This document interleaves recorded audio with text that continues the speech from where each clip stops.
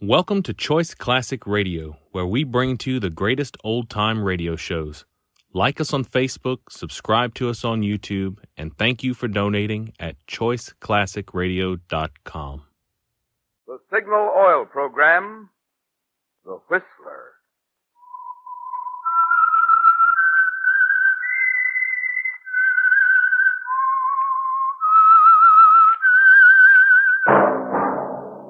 That whistle is your signal for the Signal Oil Program, The Whistler.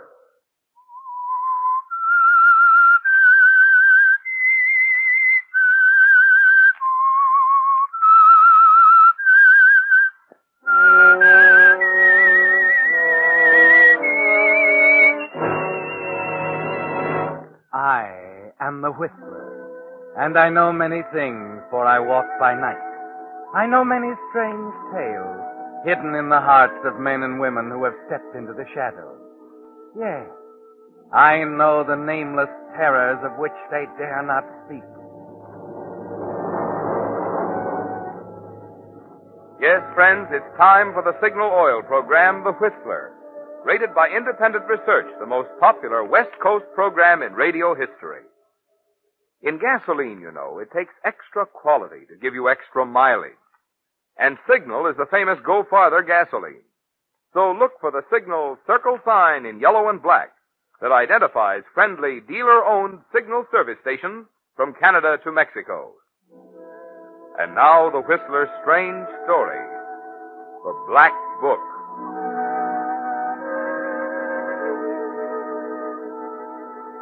Paul had looked forward to the opening night in Philadelphia for months. And if anything, it had exceeded his brightest hopes. In a way, it was a reward for the 4 long years of struggle since he'd come to Cecil Wenham's Ballet Arts Company as an unknown dancer from London. Yes, Philadelphia was a wonderful opening, with 5 curtain calls for him alone after Spectre of the Road.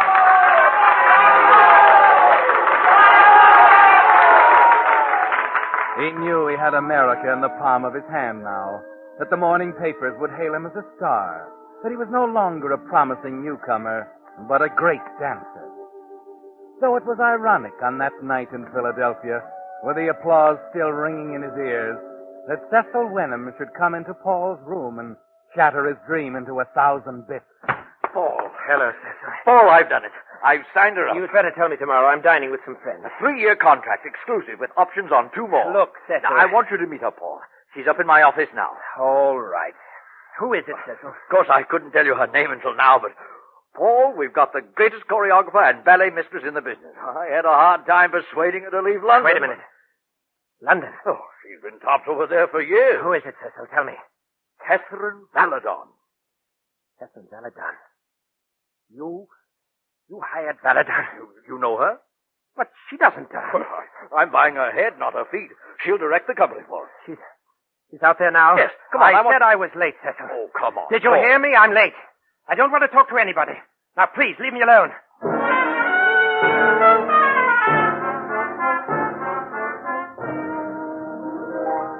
Yes, it's ironic, isn't it, Paul? This night of triumph, the great performance, the resounding applause, suddenly becomes meaningless. And there's a heavy feeling of defeat inside you as you sink into the sofa in your dressing room, alone now. You sit there thinking, half hearing the music of the finale, and in your mind it seems to change slowly and strangely into another melody on a rehearsal piano 4 years ago in a London theater. A couple moves down stage center. The young man steps to one side as the woman comes to a point in front of him. The man is you, Paul, and the woman, Catherine Valadon. No! Stop it! We're all off! Throw your mind, Paul. I'd like to get it right just this once. What's the matter now? You're supposed to lift me at that pattern. I know it. Then why did you stand there like an oaf? You are at least 2 beats behind. I was following the music. That's more than I can say for you. No! Wait a moment now. Quarreling won't get us anywhere. What's the trouble, Catherine? I am waiting for Paul to decide to become a dancer. Perhaps you can convince him, Mr. Brady. I am ready to give up. I'll be in my dressing room if you need me. What's the idea, Paul? She's always waiting for me to slip so she can pounce on You me. had no right to talk to her like that. The timing was off, and you know it. No wonder it's off. I told you I can't dance with her. She's a machine, not a woman. Listen to me, Paul. I'm not going to let that phony artistic temperament of yours upset this company. You're going to her dressing room right now and apologize to her. I'll do nothing of the kind. You'll do it or leave the company. Look, Brady, that's pretty unreasonable of you. I'm dealing with an unreasonable man. Going to do as I say? Very well, Brady.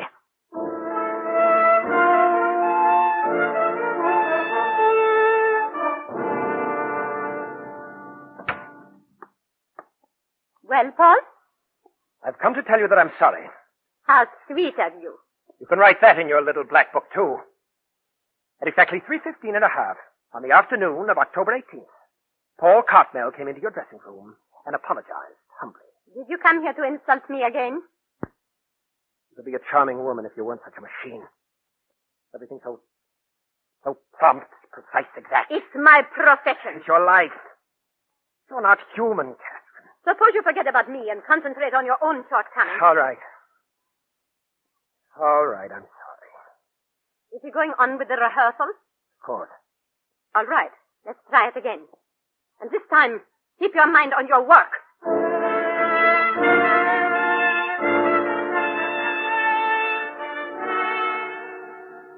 Yes, it's coming back to you, isn't it, Paul? How you walked back on the stage with her, humiliated, raging inside, trying to ignore the embarrassed faces of the rest of the cast. The pianist picked up your cue, and the two of you moved together.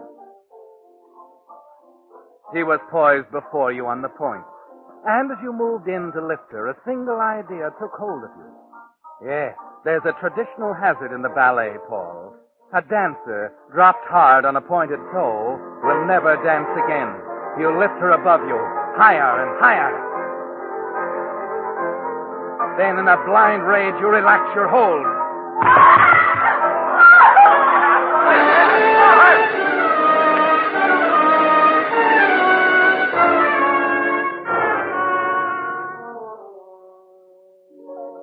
How is she, Doctor? I can't say yet. We're waiting for the x-rays. Is it all right for me to go in? Oh, of course. Her friends are in there with her. Thank you. You're being a wonderful sport about it all, Kathy. Why not? You don't think a little thing like a bruised toe... Oh. Hello, Catherine. Paul, what a lovely bouquet. I hope you like them. I love them, darling. It's so thoughtful of you. Catherine, I want to tell you how awful I feel.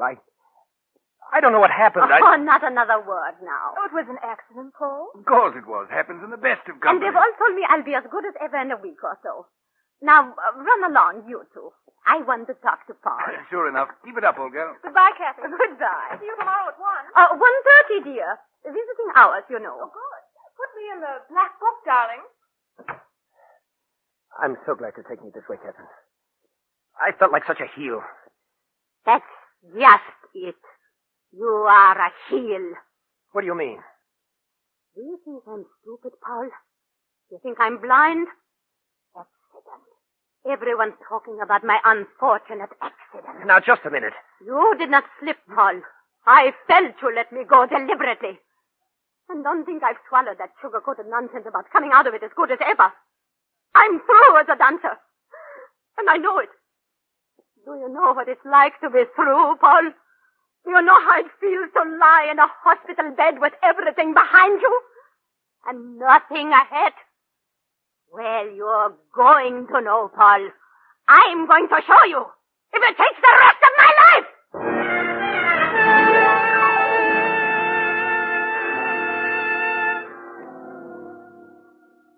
And that's what brought you to America, Paul. You never admitted it, even to yourself. Told yourself it was the war.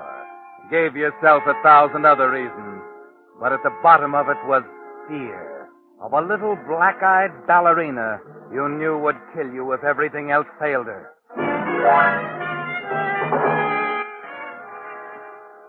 Yes, Paul.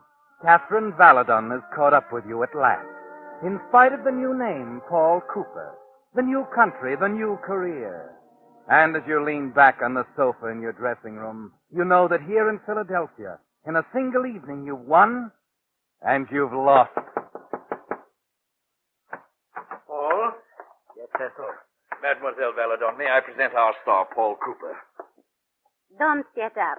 I didn't intend to. Why, Paul. Don't let it bother you, Mr. Wenham. Paul and I are old friends. We've been through a lot together in London.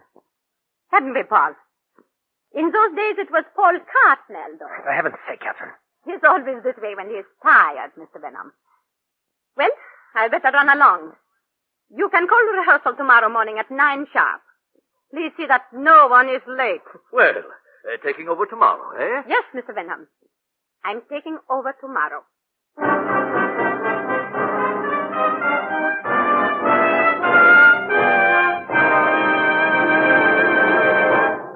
With the prologue of The Black Book, the Signal Oil Company brings you another strange story by The Whistler. But now, a timely tip for you drivers. The hot summer months ahead put an extra strain on a car's cooling system, often causing motors to overheat. That's why it's a good idea to have your Signal dealer inspect your radiator now. As cars grow older, radiators often become choked with rust and sludge. To take care of this, Signal dealers have special rust and sludge dissolving compounds that restores the radiator's cooling efficiency but can't harm the metal. If your radiator has any small leaks, your Signal dealer has radiator sealer that stops them in a jiffy.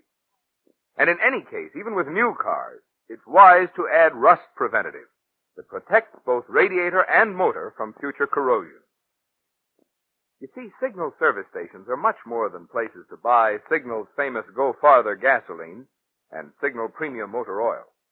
Wherever you see Signal's circle sign in yellow and black, there you'll also find complete, conscientious Signal service to help your car run better, look better, and last longer. And now back to the Whistler.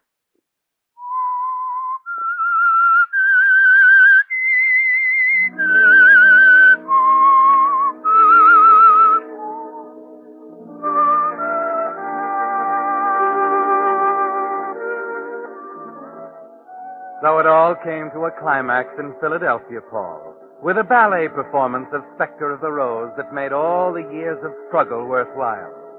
And it's strange somehow that on your night of triumph, a woman named Catherine Valadon should walk out of your past and threaten to destroy it all. You're positive there's only one reason why she came to the company as choreographer. The reason she gave you in that London hospital room 4 years ago. You know how it feels to lie in bed with everything behind you and nothing ahead. Well, you're going to know, Paul. I'm going to show you if it takes the rest of my life.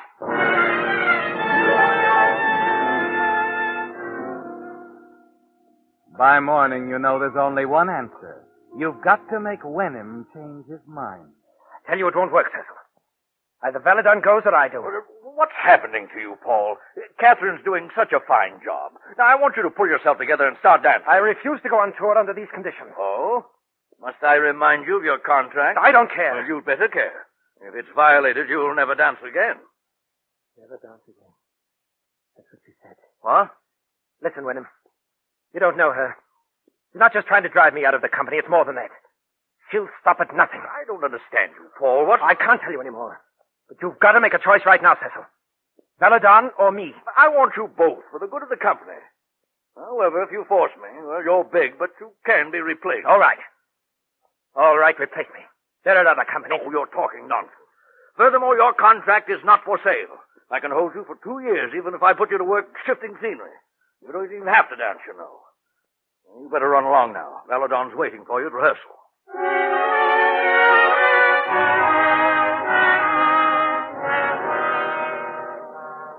It's no use, Paul. You're back in the old routine. Under Catherine's thumb again. Just like 4 years ago in London. Only she's worse now, isn't she? Much worse. Because she's doing it all for a purpose. Yes, and she doesn't let up for an instant. Places! Places, everyone! Well, our prima donna has finally decided to attend the rehearsal. I'm sorry I'm late. I wasn't sure what time the The call was. schedule is on the board. Theatre Parisienne, 10:30 a.m. sharp. Can I be clearer than that? Is the world going to fall apart if I'm 2 minutes late? A real artist takes pride in precision. I prefer to save it for the dance. An excellent idea. You'll need it in the new specialty I'm preparing. What are you talking about? I'm working out the choreography now. It's a pas de deux, especially for you, Paul. I want to have it ready by the time we go on tour.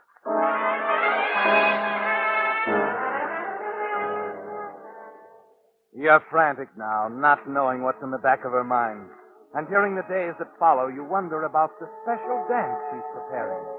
What she meant when she said it was especially for you. It becomes clear the afternoon she introduces you to Eric Ballard, a big, hulking man who'd look more at home in the wrestling ring than on a ballet stage.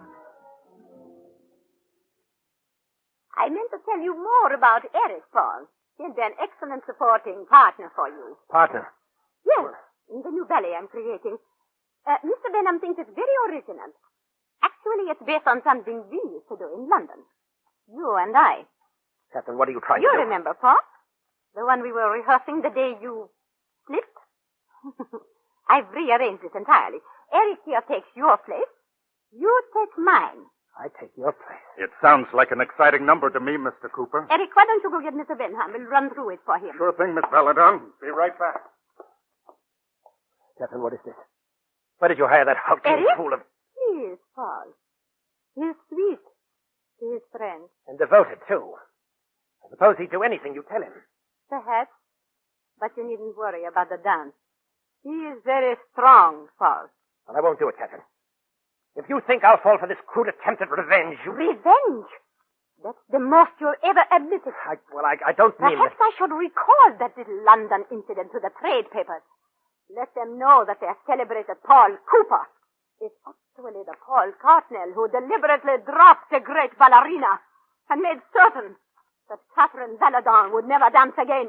Captain, that's all forgotten. You wouldn't make any... You'll rehearse this number with Eric. Have it ready for the time when we want to add some variety to the program. Whatever you say, Captain. Good. You should enjoy it, Paul. As Eric said, it will be very exciting.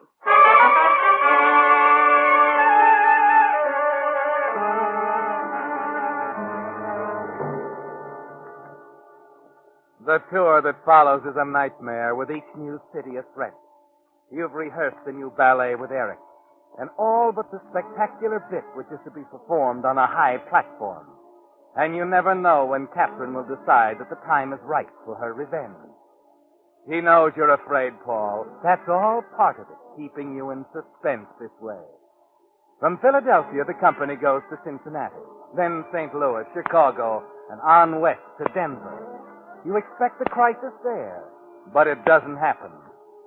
Finally, in the last night in Denver, when there's only San Francisco left ahead, you decide you can't stand it any longer, that you must face Catherine and have it out. As you approach your dressing room, you hear her talking to someone. You step back out of sight as the door opens. Come along, Eric. We'll talk while you are packing. Are we going on ahead of the rest of the company, Miss Belladon? Yes. I have to make extra arrangements. The thing we discussed, Eric, is coming off in San Francisco. Well, I've been wondering if you changed your mind. Not in the slightest. You start after them, Paul, and then stop, confused, wondering. Through the open door of Catherine's dressing room, you catch sight of a notebook on her dressing table. The famous black book that contains every move she makes, every decision, every appointment. You hurry over to it, thumb through the pages before she comes back. It's all there, Paul. The hotel on Nob Hill where Catherine will be staying. Her room number, the business meetings, a list of appointments. The last one with Eric, to end promptly at 11 tomorrow night. Then at the top of the next page, the thing you're looking for, final rehearsal, Cooper's Specialty, Monday, 9 a.m. There's no question now, Paul. She's made up her mind. You're going to have an accident. Monday. Do you know how it feels to be through as a dancer? You're going to know, Paul. I'm going to show you. If it takes the rest of my life. There's still an alternative, of course. You can let Catherine end your career or meet her on her own ground.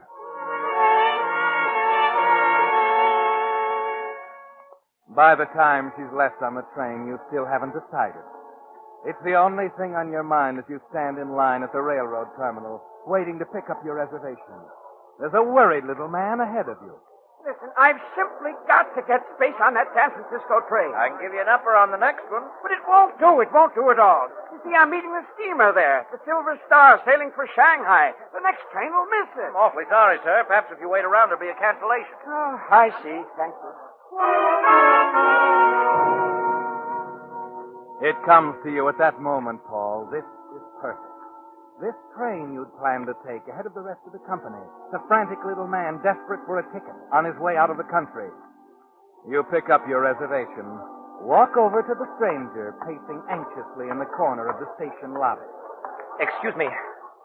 You wanted to go to San Francisco? Tonight? Yes, I've simply got to get on that train. So I heard. I have a ticket here I want somebody to use. Oh? I'm a traveling man, you see, and, I want my boss to think that I'm on that train. Oh, but isn't that... Nothing to it. All you have to do is travel in my name. Paul Cooper. What about it? Cooper, huh? Mister, for a place on that train, I travel as Mickey Mouse. Oh, fine. Then it's a deal. Mr. Cooper.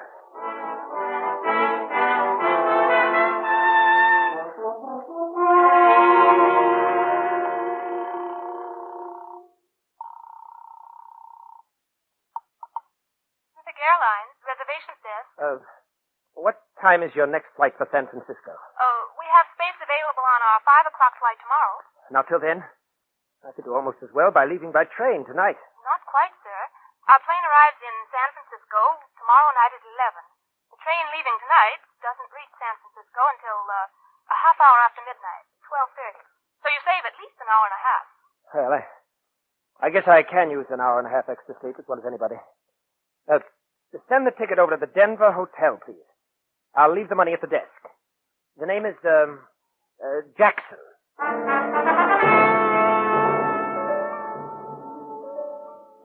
An hour and a half, Paul. That's how much time you'll have. But it's enough. For you're on a schedule now, too. As exact a schedule as the one in Catherine's little black book.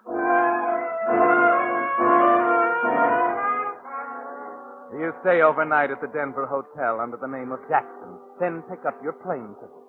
The next afternoon at 5, you're taking off for San Francisco. It's a swift flight, uneventful. And half an hour after landing at Mills Field, you're stepping out of the elevator on the top floor of Catherine's hotel. You wait until the elevator starts down and then hurry to the stairs. Catherine's room is actually 2 floors below. You glance at your watch as you knock softly on a door. 11:35. And the black book told you her appointment with Eric was to end promptly at 11. You can depend on that, Paul. Just a minute.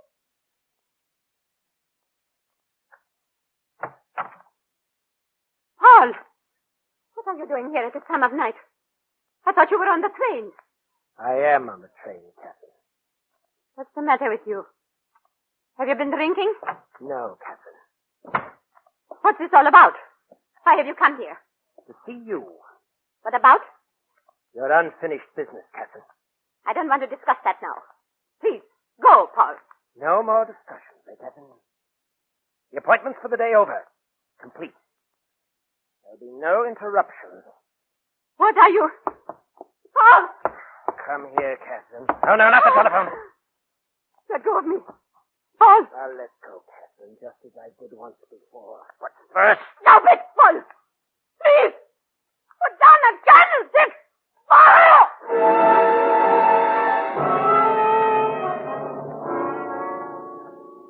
As she falls to the floor, you put the heavy brass candlestick back on the table. Cross quickly to the French doors leading onto the balcony and open them wide. A moment later, you stand near the railing, high over the glittering city, Catherine's body in your arms.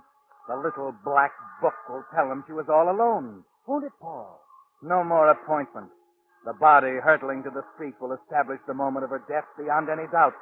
And you can slip quietly down to the station, just in time to make an appearance when the train arrives. You lift her high up on the railing, and then... Cooper, what are you doing? Heck, Let go of her. Put her down. Get away from me. Leave me alone. Okay, Cooper. Okay. What the devil was he trying to... Good Lord. She's dead. How did he ever expect to get away with it? Operator, get me the police.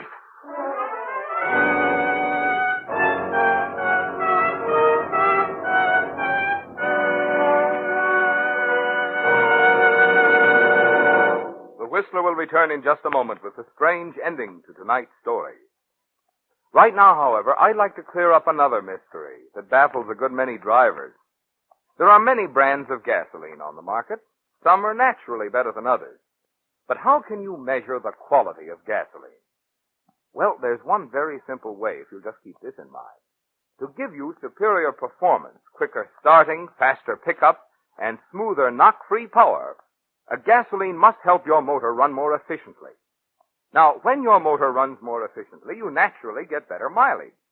And mileage is something you can measure with your speedometer. That's why Signal says your speedometer is your best yardstick of gasoline quality. Check yours and you'll find it's true. In gasoline, it takes extra quality to go farther. And remember, Signal is the famous Go Farther gasoline.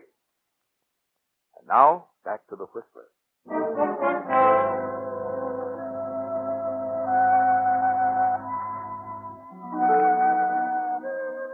The last you remember, Paul, is the smashing blow of Eric's fist there in Catherine Baladon's hotel room on the 12th floor. Everything's quiet now. No tension, no fear. Just soft, warm blackness. No, Paul, it doesn't seem to matter now that you killed Catherine Baladon because she forced you to choose between murder and a brilliant career. And it doesn't matter either that on this night, for the first time in all the years you've known her, she failed to follow the schedule in the little black book to the minute. You open your eyes, blinking into the glare of a white light at police headquarters. Eric Ballard is talking to a quiet-faced man in plain clothes. At first, I couldn't see how he expected to get away with it. The door unlocked and everything. I got up there and walked right in. I found him about to drop the body over the balcony rail to the street. Yeah, trying to make it look like a suicide, huh? What were you doing there, Ballard? I was keeping an appointment I had with her. You were a little late for that appointment, weren't you, Eric? Yeah. Our boy's back with us. That's what did it, you know, Eric. For the first time in Catherine's life, she didn't go by the book. What's he talking about? The notebook Miss Valadon kept her appointments in. She changed the appointment, didn't she, Eric? She changed it. You knew her better than that. That book was a religion with her. She lived by it. Don't tell me she lived by it. I saw that book back in Denver. Your appointment with her was to end at 11. That's where you slipped up, Cooper. No. No, I didn't slip up. I was too careful. I tell you, I saw it. That's not what I'm talking about. What do you mean? Take a look at your watch, Cooper. A what? Yeah. You forgot to set it back. Huh? You see, What? Cooper, you're still on Mountain Standard Time.